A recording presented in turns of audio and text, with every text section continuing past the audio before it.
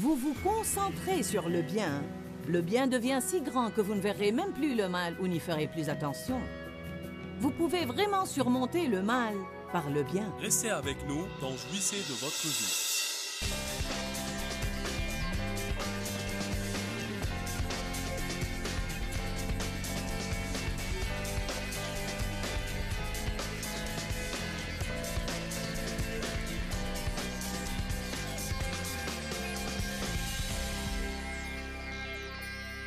Nous pouvons avoir 50 occasions par semaine pour pardonner à quelqu'un.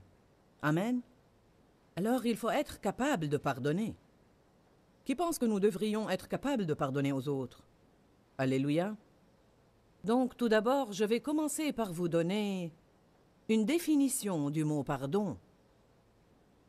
Il veut dire excuser une faute. Pardonner à quelqu'un.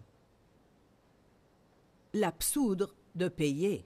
Quand quelqu'un vous fait du mal, n'ayez pas avec lui une attitude de « Eh bien, vous me devez quelque chose ». Vous me devez. Je parlais avec quelqu'un, on discutait d'un problème de mariage. Le couple essayait de trouver une solution. Il y avait un repentir d'un côté et il fallait du pardon de l'autre côté. Pourtant, à ce moment-là, un partenaire essayait de faire payer à l'autre son péché.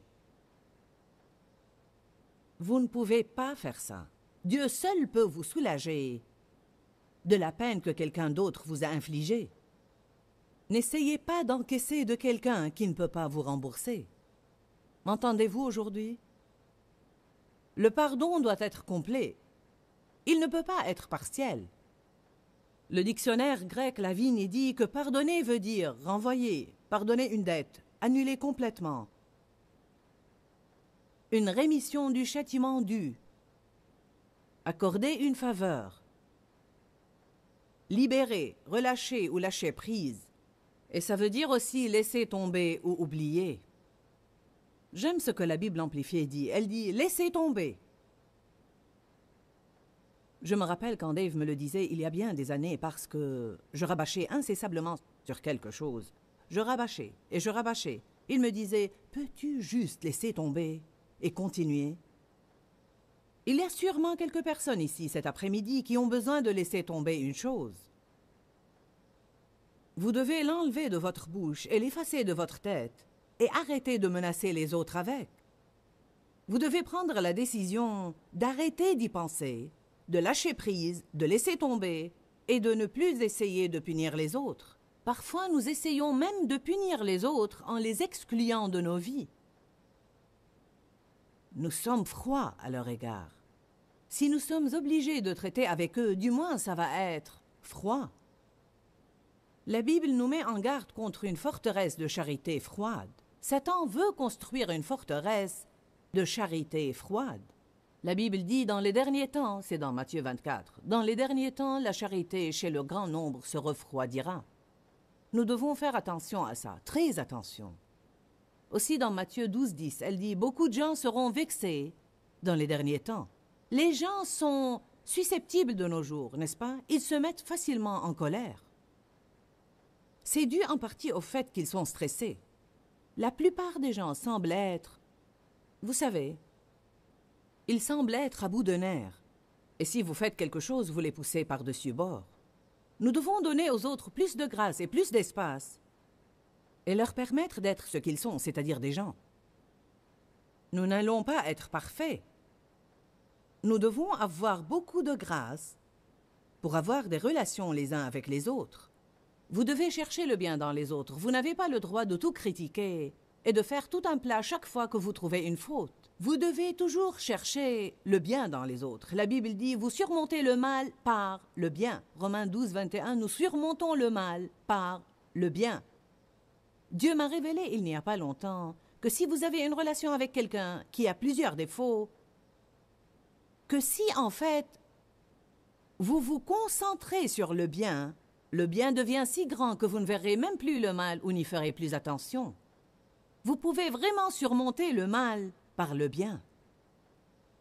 Certains de vous sont peut-être au bord du divorce ou sur le point de perdre une relation qui leur importe avec un fils ou un ami ou un collègue. Je vous dis aujourd'hui, que si vous prenez la décision de laisser tomber certaines choses, si vous décidez que quelle que soit la chose que cette personne fait et qui vous irrite, ça pourrait être une chose que vous devez décider de vivre avec. Il est très possible que l'avantage que cette personne représente pour vous l'emporte sur l'irritation. Vous savez, vous allez avoir un peu des deux dans chaque relation. Dans chaque relation, vous allez avoir des choses qui sont à votre avantage et que vous aimez, et des choses que vous auriez préféré qu'elles n'existent point. Ça doit être la volonté de Dieu, car c'est le cas dans chaque relation, sans exception. Une personne, vous souhaitez qu'elle parle un peu plus, une autre, qu'elle parle un peu moins. Une personne, vous souhaitez qu'elle soit plus courageuse, une autre, vous savez, vous souhaitez qu'elle garde ses opinions pour elle. Il paraît que tout le monde a toujours trop d'une certaine chose ou pas assez d'une autre chose. Personnellement, je suis en train d'apprendre à apprécier le bien dans les autres, à voir les avantages qu'ils représentent, et non seulement les ennuis. En fait, donner veut dire faire cadeau de, transmettre une offre ou faire don de quelque chose. Je crois que lorsque vous pardonnez à quelqu'un, non seulement vous lui offrez un cadeau, mais vous vous offrez plutôt un plus grand cadeau. Il y a plusieurs raisons pour lesquelles nous devons pardonner aux autres. J'ai toute une série intitulée « Amertume, ressentiment et non-pardon » où je disserte sur toutes ces choses. Mais je veux juste vous donner la liste 7 raisons pour lesquelles vous devez pardonner. Premièrement, simplement parce que Dieu le dit. Nous devons le faire simplement parce que Dieu le dit et simplement pour lui obéir, car nous honorons Dieu par l'obéissance. Je ne pardonne pas aux autres parce que j'en ai toujours envie, car la plupart du temps, je n'en ai point envie. Mais je le fais parce que j'aime le Seigneur. La Bible dit « L'amour de Jésus-Christ nous presse ». En d'autres termes, nous disciplinons nos émotions par amour pour Jésus. Si vous ne pouvez pas pardonner à quelqu'un par amour pour lui, vous pouvez le faire par amour pour Jésus. Simplement parce qu'il vous le demande. Rappelons-nous lorsqu'il a dit « Père, pardonne-leur, car ils ne savent ce qu'ils font ». Et Étienne, quand il a été lapidé et qu'il a dit « Seigneur, pardonne-leur, car ils ne savent ce qu'ils font ». Rappelons-nous de Paul, quand tous l'ont abandonné lors de son premier procès et qu'il a dit « Je vais juste les laisser entre les mains de Dieu, je vais juste laisser tomber et laisser ça entre les mains de Dieu ». Dieu nous justifie et il va régler les choses dans notre vie parce qu'il est un Dieu de justice, mais il ne peut pas le faire si nous nous agrippons au non-pardon. Nous devons le lui donner pour qu'il puisse en faire quelque chose. Certains se demandent pourquoi Dieu n'a jamais établi la justice dans leur vie et lors d'une épreuve, mais vous ne lui avez jamais donné le problème. Deuxièmement, vous devez pardonner car votre foi n'agit pas si vous ne le faites pas. Allez à Marc 11. Peut-être connaissez-vous bien ces passages, mais ça m'est égal. Dieu m'a demandé de les prêcher, alors vous devez être secoué à cet égard. Il n'est pas dit que chaque message doit être une parole nouvelle, mais il doit être simplement une parole actuelle. Peut-être souffrez-vous de non-pardon et vous devez le surmonter, ou bien vous allez l'avoir dans un proche avenir et vous devez être capable de vous en occuper quand il vient. Savez-vous que ça fait vraiment peur de réfléchir qu'on ne sait jamais à quel moment on doit être prêt à pardonner à quelqu'un? Je veux dire que vous pouvez être là 1 minute avant et penser que tout est parfait. Vous vous retournez et quelqu'un vient vous vexer ou vous dire quelque chose ou vous faire quelque chose et vous vous trouvez ayant besoin de pardonner. En fait, j'ai personnellement décidé finalement, je ne veux pas avoir à faire des efforts tout le temps, avoir à me débattre à n'en plus finir pour essayer d'arriver là où je peux le faire. Alors j'ai finalement décidé, je veux être capable de pardonner. Je veux être la sorte de personne que vous devez vraiment pousser, je veux dire beaucoup, pour pouvoir l'énerver et la contrarier. Parce que je veux vivre dans la paix de Dieu. Je peux vous dire, Satan vous tend un piège pour vous contrarier. Et une des façons de le faire, c'est par les personnes exaspérantes.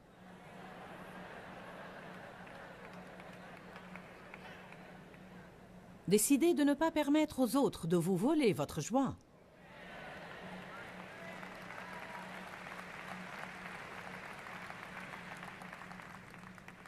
Marc 11, 22. Et Jésus prit la parole et leur dit « Ayez foi en Dieu constamment ». Alors nous ne devons pas avoir foi et puis un peu de doute et puis un peu de foi et un peu plus de doute. Nous devons avoir foi en Dieu constamment.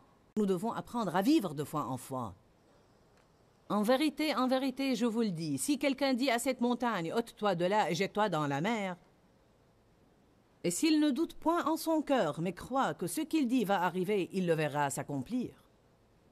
C'est une promesse redoutable. C'est pourquoi je vous dis, tout ce que vous demanderez en priant, croyez que vous l'avez reçu et vous le verrez s'accomplir. Verset 25, nous n'osons pas nous arrêter au verset 24. Vous ne devez pas vous arrêter là où vous voulez tout le temps. Vous devez vous assurer de lire les versets dans leur contexte pour bien comprendre tout ce que Dieu dit à ce sujet. En fait, la plupart des gens aiment sortir les versets 22, 23 et 24. Mais ces versets n'agissent pas dans notre vie à moins que nous vivions les versets 25 et 26. Et lorsque vous êtes debout faisant votre prière, si vous avez quelque chose contre quelqu'un, je pense que cela n'exclut rien. Si vous avez quelque chose contre quelqu'un, pardonnez-lui, laissez tomber, oubliez, lâchez prise, afin que votre Père qui est dans les cieux vous pardonne aussi vos défauts et vos faiblesses et les laisse tomber. Mais si vous ne pardonnez pas, votre Père céleste ne vous pardonnera pas non plus vos défauts et vos faiblesses. Quand il y a une chose quelconque qui me sépare de Dieu, alors ma foi ne va pas agir comme il faut parce que mon niveau de confiance n'est pas comme il faut. Alors il dit, votre foi ne va pas agir si vous avez des choses dans votre cœur qui bloquent votre relation avec moi. Si vous ne pardonnez pas aux autres, alors je ne peux pas vous pardonner. Vous savez, nous prions la prière du Seigneur.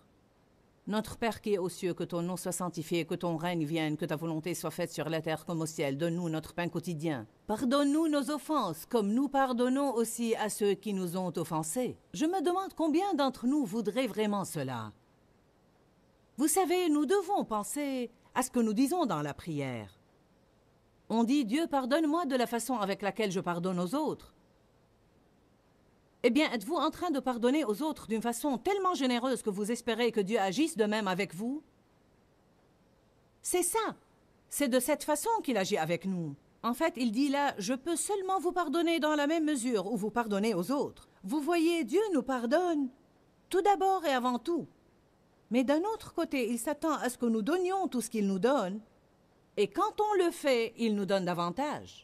Si vous donnez la miséricorde, vous recevrez la miséricorde. Dieu nous donne au départ la miséricorde. Il nous sauve par la grâce et la miséricorde. Il nous pardonne nos péchés et il veut que nous laissions cela affluer vers les autres à travers nous. Il nous aime et veut que nous recevions cet amour puis que nous aimions les autres. Il nous pardonne et il veut que nous recevions ce pardon, que nous nous pardonnions et que nous le laissions affluer vers les autres. Il nous donne la miséricorde et il veut que nous la recevions, que nous soyons miséricordieux envers nous-mêmes et la laissions affluer vers les autres à travers nous. Nous devenons un canal où ce flux passe tout le temps dans nos vies. Certains sont des tuyaux bouchés. Nous voulons vous déboucher aujourd'hui. Qui veut être débouché aujourd'hui? Parfois, je pense que les gens sentent... Ils sentent littéralement comme quelque chose m'entrave. Quelque chose bloque mon progrès. En fait, ils ne savent pas ce que c'est, parce que Satan nous dupe et nous trompe. Parfois, nous pensons que nous avons de bonnes raisons pour en vouloir aux personnes. Mais je ne peux trouver rien dans la Bible qui dise que nous avons le droit d'en vouloir à n'importe quelle personne, même quand elle nous fait du mal à plusieurs reprises. C'est la chose la plus difficile à traiter. Quand la même personne nous fait la même chose encore et encore et encore et encore. Le pardon ne signifie pas toujours la restauration de la relation. L'enseignement sur le pardon gêne certains de vous car ils pensent « Je ne veux pas reprendre cette relation et laisser cette personne me maltraiter ». Servez-vous du bon sens. Personne ne vous demande de laisser quelqu'un vous tabasser 5 fois par jour. Mais vous ne devez pas le haïr.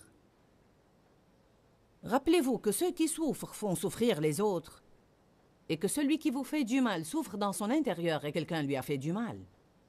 Peut-être qu'ils ne sont pas dans un état qui vous incite à avoir une relation étroite avec eux, mais vous ne devez pas les haïr, parce que si vous le faites, vous allez vous tourmenter. Troisièmement, le non-pardon est comme une crasse ou une saleté spirituelle sur l'homme intérieur. C'est comme de la boue que je prends pour m'enduire le corps avec et m'en couvrir partout. Vous allez me regarder et dire « Joyce a besoin de se laver ». Pourquoi voudrait-elle aller partout avec cette saleté? Dieu regarde nos esprits comme ça. Chaque offense, chaque non-pardon est comme une grosse tache de boue sur notre homme intérieur. C'est comme de la crasse spirituelle. Nous devons nous laver dans l'eau de la parole. Dites les uns aux autres, ne jouez pas dans la saleté. Quatrièmement, le non-pardon cause la torture dans votre vie. Il cause la dépression, le manque de joie, la lourdeur. Vous n'êtes pas heureux, quelque chose ne va pas, car votre esprit est empoisonné. Allez, ne vous torturez plus. Pardonnez à quelqu'un. Pourquoi rester là à vous lamenter pendant que la personne qui vous a fait du mal s'amuse sans se soucier de votre chagrin? Cinquièmement, le non-pardon bloque votre relation personnelle avec Dieu. Il bloque votre capacité à venir et à jouir de sa présence. Votre vie de prière est entravée. Rendez-vous service et pardonnez. Sixièmement, vous ne pouvez pas aimer avec du non-pardon dans votre cœur. Nous devons marcher dans la charité. Amen. Il est si important de marcher dans la charité. Vous n'allez jamais avoir une guerre spirituelle efficace contre l'ennemi, à moins que vous n'ayez une marche dans la charité qui soit passionnée et ardente. La charité est l'arme la plus importante que vous ayez pour la guerre spirituelle. Parler les langues ne vous profitera pas si vous ne marchez pas dans la charité. Vous pouvez avoir toute la foi du monde. Si vous n'avez pas la charité, votre foi ne va pas agir, car la foi agit par la charité. La Bible dit, par-dessus ces choses, revêtez-vous de la charité. Ayez les uns pour les autres une ardente charité. Donc, il est de la première importance de faire la plus grande attention à notre marche dans la charité. La charité est plus importante que votre prospérité et votre guérison. La charité est plus importante que votre promotion et votre succès. Jésus nous a demandé de nous concentrer sur la charité. Si nous pensons aux choses importantes d'abord, cherchez premièrement le royaume et toutes ces choses vous seront données par-dessus.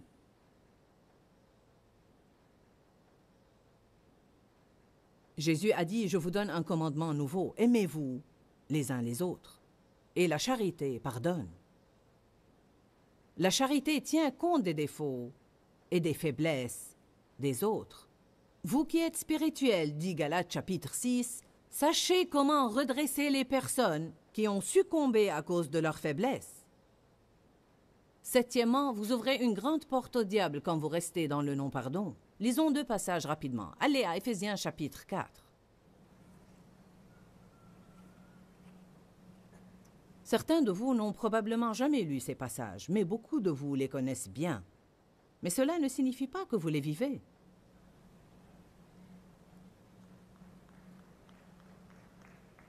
Il est possible que vous soyez venu à l'église aujourd'hui avec quelqu'un avec qui vous êtes fâché.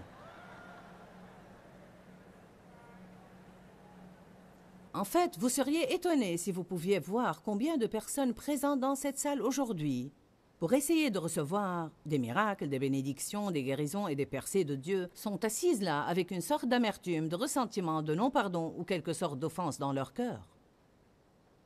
Vous seriez vraiment étonné. Mais ça va changer avant que vous ne quittiez aujourd'hui. Éphésiens 4, 26 dit, « Si vous vous mettez en colère, ne péchez point. » Donc, peut-être allez-vous penser, comment pourrais-je me mettre en colère et ne point pécher? La colère n'est pas un péché par elle-même. L'émotion de la colère nous fait savoir que nous avons été maltraités, à moins qu'elle ne soit déséquilibrée. Certains se mettent en colère pour des riens. Ce n'est pas nécessairement faux de se mettre en colère, mais c'est faux de rester en colère. La Bible dit, vous devez y mettre une fin, vous devez résoudre le problème et ne pas rester furieux. Je veux vous dire une chose, vous pouvez être fâché contre les autres et ne pas savoir que vous l'êtes. C'est pourquoi vous devez apprendre à examiner vos sentiments quand certaines personnes sont à proximité et comment vous les traitez et comment vous parlez d'eux quand les autres les mentionnent. Car si quelqu'un mentionne telle sœur devant vous et dit « Savez-vous que telle sœur a eu, vous savez, une promotion au travail? N'est-ce pas formidable? » Vous trouvez cette chose aigre à l'intérieur de vous et vous dites « Si vous saviez ce que je sais, vous ne penseriez pas que c'est aussi formidable. »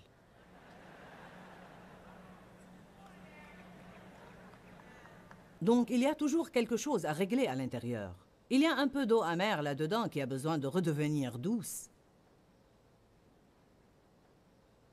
Si vous vous mettez en colère, ne péchez point, ne laissez pas votre colère, votre exaspération ou votre indignation durer jusqu'au coucher du soleil. Et ne donnez pas accès au diable pour prendre pied. Ne lui donnez aucune opportunité, aucune. Lorsque vous permettez au diable de prendre pied, il pourra construire une forteresse.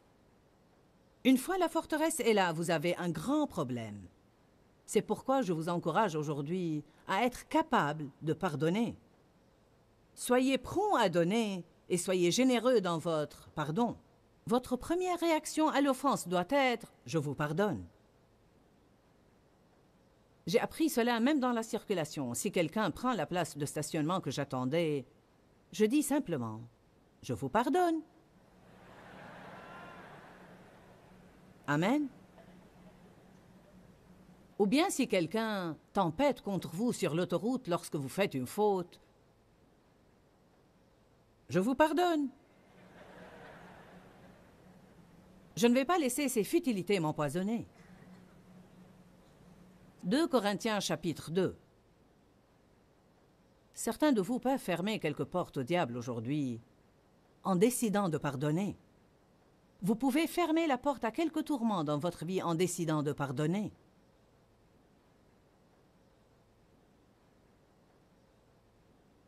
Dans 2 Corinthiens 2, verset 10, Paul dit « Or, à qui vous pardonnez, je pardonne aussi. Et ce que j'ai pardonné, si j'ai pardonné quelque chose, c'est à cause de vous, en présence de Jésus-Christ. » Verset 11. « Et je l'ai fait afin de ne pas laisser à Satan l'avantage sur nous, car nous n'ignorons pas ses desseins. » Que signifie ça? Il dit « Je sais comment Satan agit. » Nous n'avons pas à lutter contre la chair et le sang. Satan agit à travers les autres. Sa cible principale va à travers les autres. Il attaque votre esprit, c'est le champ de bataille, et il agit à travers les autres. Paul a dit, nous n'ignorons pas les desseins de Satan, alors nous n'allons pas le laisser les accomplir. Nous allons agir non pas comme il veut que nous agissions, mais nous allons réagir avec la puissance du Saint-Esprit, avec le pardon, la miséricorde, et nous allons laisser tomber. En fait, je ne sais même pas vraiment comment vous dire combien ce sujet de pardonner et d'oublier est important.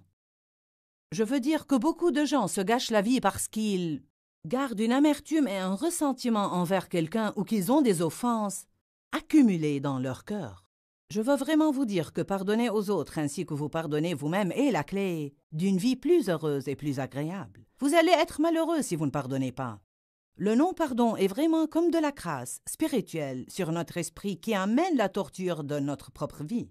En plus, le non-pardon ouvre la porte au diable. De nombreuses fois, nous faisons entrer l'ennemi dans notre vie à travers le non-pardon. Quelles sont les raisons pour lesquelles nous devons pardonner? Simplement parce que Dieu le dit. Votre foi n'agira pas si vous ne pardonnez pas. Le non-pardon est comme une crasse ou une saleté spirituelle sur notre homme intérieur. Le non-pardon cause une torture dans votre vie. Vous ne pouvez pas aimer avec un non-pardon dans votre cœur. Et notre marche dans la charité est si importante. Le non-pardon bloque votre relation personnelle avec Dieu. Je crois qu'il est très difficile de jouir de la présence de Dieu si votre vie est pleine de non-pardon. Vous ouvrez la porte au diable quand vous restez dans le non-pardon. Je veux vraiment vous encourager à étudier la parole à cet égard et faire tout ce que vous pouvez pour ne pas permettre à cette amertume et à ce non-pardon de rester dans votre vie. Rappelez-vous que nous vous aimons et que nous nous soucions de votre bien-être. Et je crois que Jésus est mort pour que vous jouissiez de chaque jour de votre vie. Et je veux que vous preniez la décision de ne plus laisser Satan vous voler votre joie. Que Dieu vous bénisse. Pourquoi, Seigneur, pourquoi? Dans ce livret, Joyce Meyer nous enseigne à travers la parole comment être délivré de la confusion.